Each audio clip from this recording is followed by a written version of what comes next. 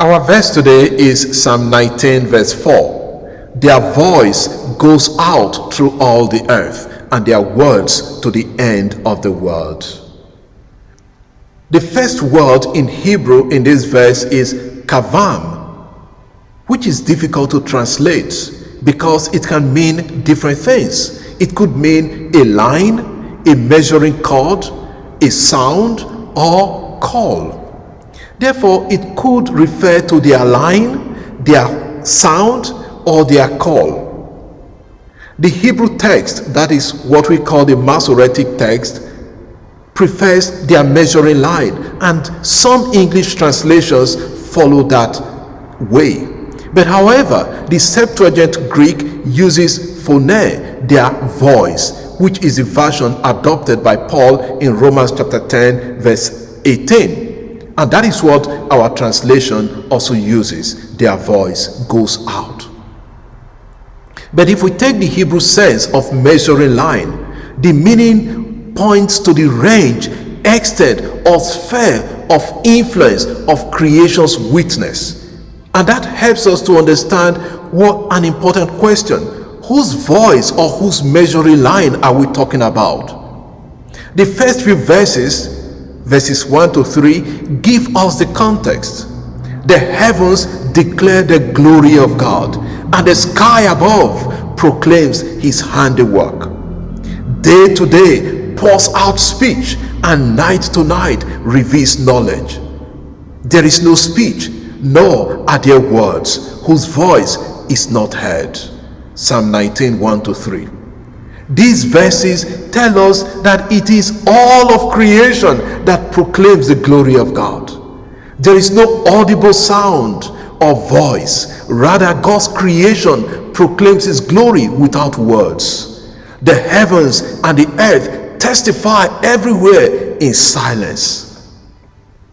St. Paul applies this text in Romans chapter 10 verse 18 to the preaching and spread of the gospel, showing that the universal witness of creation foreshadows the universal proclamation of the gospel of Jesus Christ, of which believers are now the witnesses.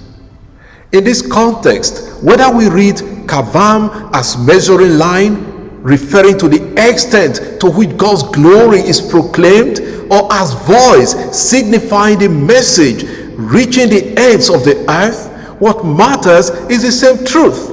There is a universal outreach of God's glory going forth through all the earth. The word eretz in Hebrew refers to land, earth, or world, emphasizing that the scope of God's glory and message covers the entire creation, not merely through human preaching or through human speech alone, but through the silent yet undeniable testimony of the created world itself. The word milehem, their words or their speech, opens another level of reflection. Although the heavens have no literal voice, since verse 3 says their voice is not heard, the testimony of creation speaks in another way.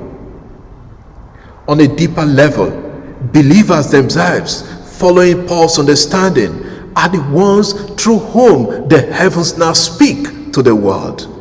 We are part of that universal proclamation of God's work. We are the mouth of God in the world.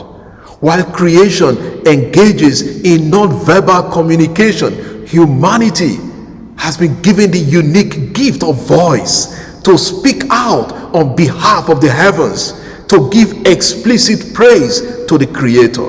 That is our role in the world. Two lines of reflection emerge for us today from this verse.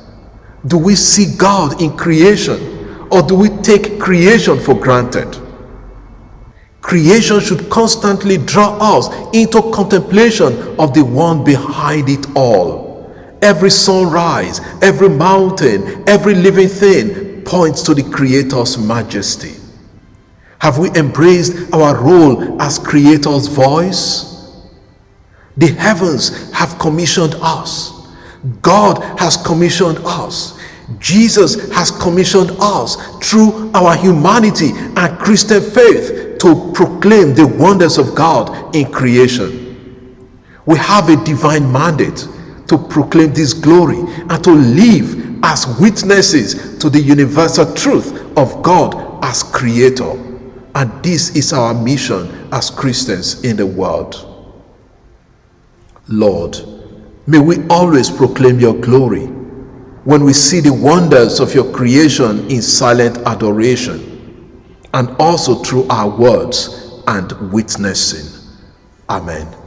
God bless you, and I wish you a wonderful day.